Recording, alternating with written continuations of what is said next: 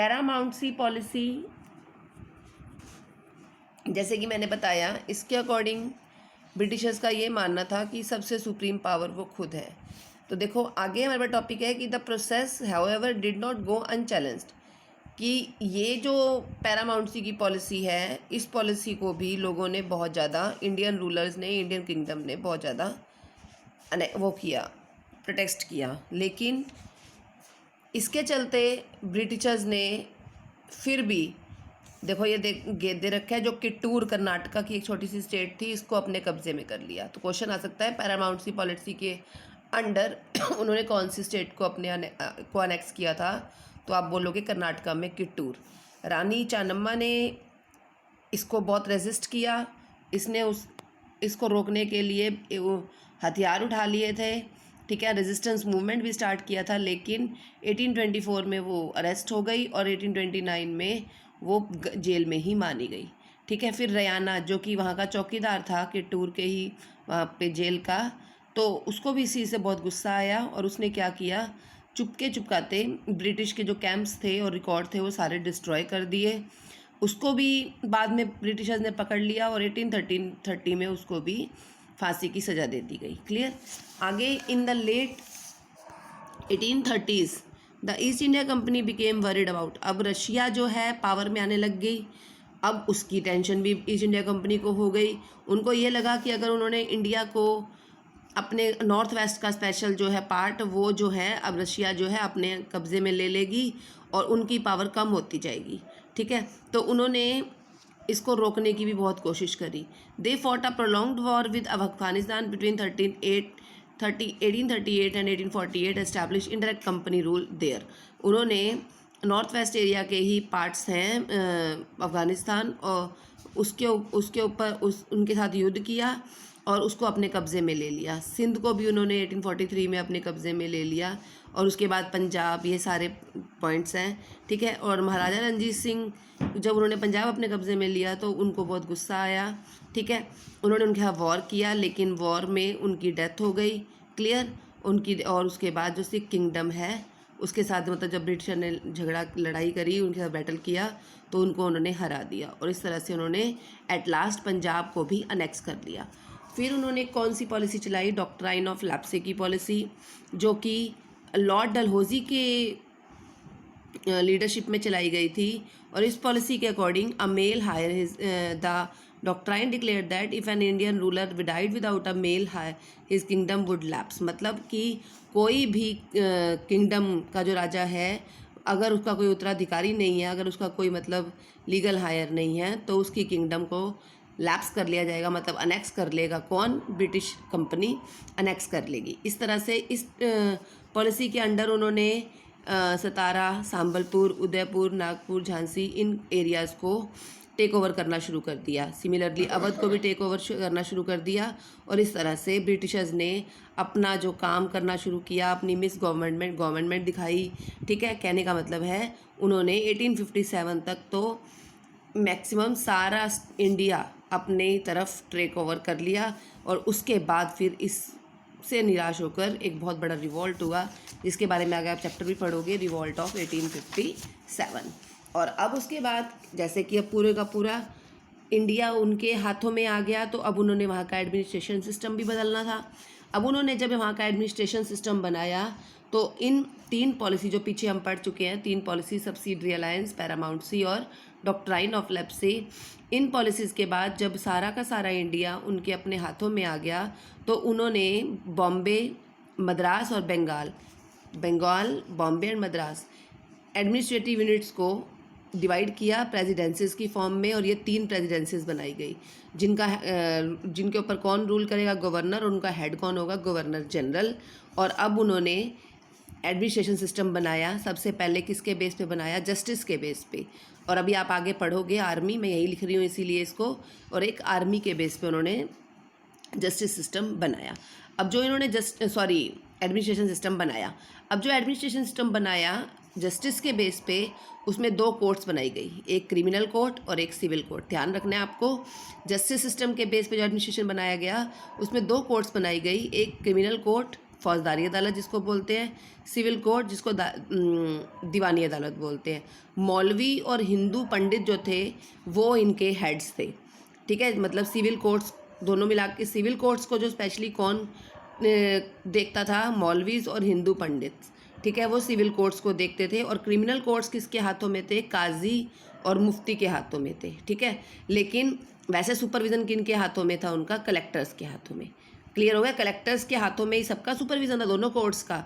लेकिन उनके जो मेन हेड माने जाते थे वो मौलवी और पंडित माने जाते थे, हिंदू पंडित सिविल कोर्ट्स के। और क्रिमिनल कोर्ट्स किन के अंडर माने जाते थे, काजी और मुफ्तीज़ के अंडर आ गए। लेकिन उनका मेन सुपरविज़न कलेक्टर्स के हाथों में होता था। अब देखो, काजी आपको पता है जज को बोलते थे, और मुफ्ती जो मुस्लिम कम्युनिटी का जो ज्यूरिस्ट होता था, मतलब जो हेड होता था, जो मतलब ऐसे होता है ना वकील, जो सबसे बड़ा एडवोकेट, वो, तो दिस इज़ कॉल्ड द मुफ्ती। तो इस तरह से इन्होंने जस्टिस सिस्टम को 2 पार्ट्स में डिवाइड किया, सिविल कोर्ट और क्रिमिनल कोर्ट्स में। और सिविल कोर्ट और क्रिमिनल कोर्ट्स के अलग अलग उन्होंने हेड्स भी बना दिए। ऐसे ही उसके बाद वहाँ पर उन्होंने धर्मशास्त्र को शुरू किया, ठीक है। जस्टिस बनाने का जो काम था ना, जैसे जस्टिस न्याय का मतलब ही क्या होता है, धर्म से रिलेटेड होता है। तो धर्मशास्त्र स्टार्ट किया। कहने का मतलब है जो पंडित थे, हिंदू पंडित थे, ब्राह्मण पंडित थे, एज वेल एज उनको इन्होंने क्या कहा कि उनको जो है लॉज बनाने हैं।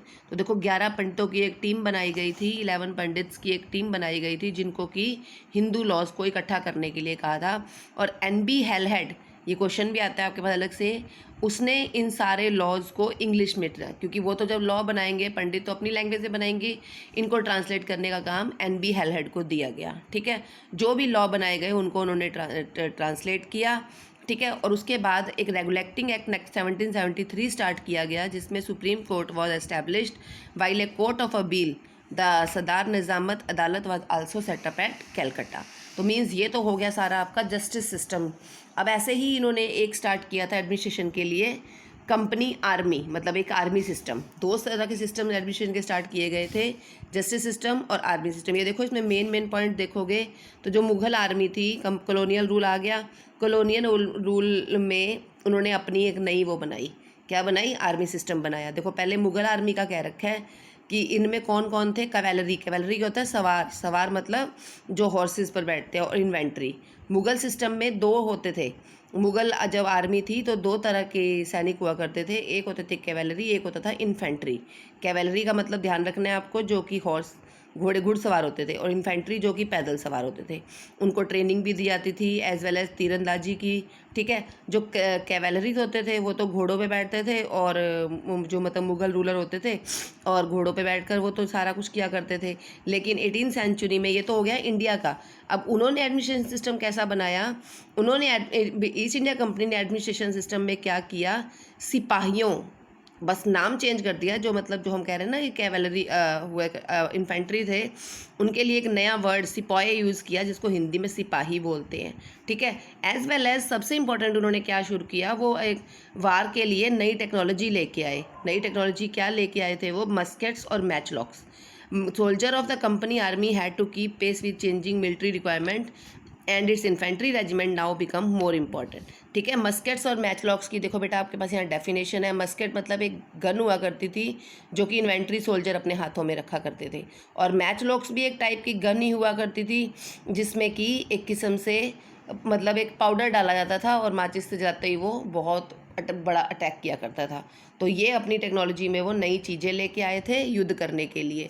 मुग़ल आर्मी का आपको इतना याद करने की ज़रूरत नहीं है, मेन आपको ये करना है कि उन्होंने जस्टिस आर्मी कैसी बनाई थी, उन्होंने आर्मी कैसी बनाई थी। तो उन्होंने आर्मी में थे तो वही सारे के सारे वही किसान वगैरह जो थे, उन सबको रिक्रूट किया था सोल्जर्स की तरह, और उनको सिपाही बोलते थे, मतलब वो सिपाहियों की तरह उन्होंने सारी की सारी इन्फेंट्री ही बना ली थी। और उन इन्फेंट्रीज़ के लिए उन्होंने कुछ वेपन्स भी तैयार किए थे। वो वेपन्स कौन से थे, मस्किट्स और मैचलॉक्स, ओके। और इस तरह से उन्होंने अपनी ब्रिटिश सोल्जर्स ने अपनी क्या बना ली, आर्मी बना ली। और उस आर्मी को देखो, उन्होंने उसकी यूनिफॉर्म कल्चर भी स्टार्ट किया। उन्होंने उनको जो पीजेंट्स थे जिनको उन्होंने सिपाही वगैरह बनाया था, उनको यूरोपियन स्टाइल की ट्रेनिंग भी देनी शुरू कर दी। उनको अच्छी तरह से ड्रिलिंग और डिसिप्लिन भी सिखाया, ताकि वो उनके लिए अच्छे तरीके से लड़ सके। अब लेकिन अब देखो, जो ब्रिटिश जो बेचारे पीजेंट थे, अब उनको उनका सिपाही बना दिया गया। वो अपने ही देश में उनके लिए काम कर रहे थे, तो उनकी कास्ट और उनकी रिलीजियस फीलिंग्स को बहुत ठेस पहुंच रही थी उन पीजेंट्स की, एज वेल एज जो सोल्जर भी बन गए थे। तो उस फीलिंग को हर्ट करने के चक्कर में ही उनकी कास्ट के ऊपर, उनकी रिलीजियस फीलिंग के ऊपर जब सवाल उठने लग गया, तब उनके अंदर एक क्या आया, उनका रिएक्शन बदला और उन्होंने बाद में इनके सिपाही बनने से मना कर दिया। और उस समय क्या हुआ था, 1857 का विद्रोह हुआ था, ठीक है। और इस 1857 के विद्रोह के कारण ही जो है ईस्ट इंडिया कंपनी जो है, हालांकि बदल तो चुकी है, कॉलोनियल पावर पूरी तरह से उसके हाथों में आ चुकी है। तो ये जो है अब हम क्या पढ़ रहे हैं कि कंक्लूज़न में कि ईस्ट इंडिया कंपनी ने कैसे हमारी कंट्री को पूरी तरह से अपने कब्ज़े में कर लिया, नई नई टेक्नोलॉजीज़ लाके, स्टीम शिप्स लाके, ठीक है। और उन्होंने पूरी तरह से हमारे किसानों को अपने अंडर करके हमारी पूरी कंट्री को अपने हाथों में कर लिया था। 78% ऑफ पॉपुलेशन ऑफ इंडियन सब कंटिनेंट एंड 63% टेरिटरी जो है 1857 तक, बाद नहीं, उन्होंने अपने हाथों में कर ली थी, जिसका इन्फ्लुएंस क्या हुआ, ईस्ट इंडिया कंपनी के अगेंस्ट अब इंडिया के सारे लोग होने लग गए। और उसके बाद 1857 का वो हुआ था, रिवोल्ट हुआ था, जिसके बारे में अब हम चैप्टर में, ठीक है, जिसके बारे में हम नेक्स्ट चैप्टर में पढ़ेंगे। Thank you.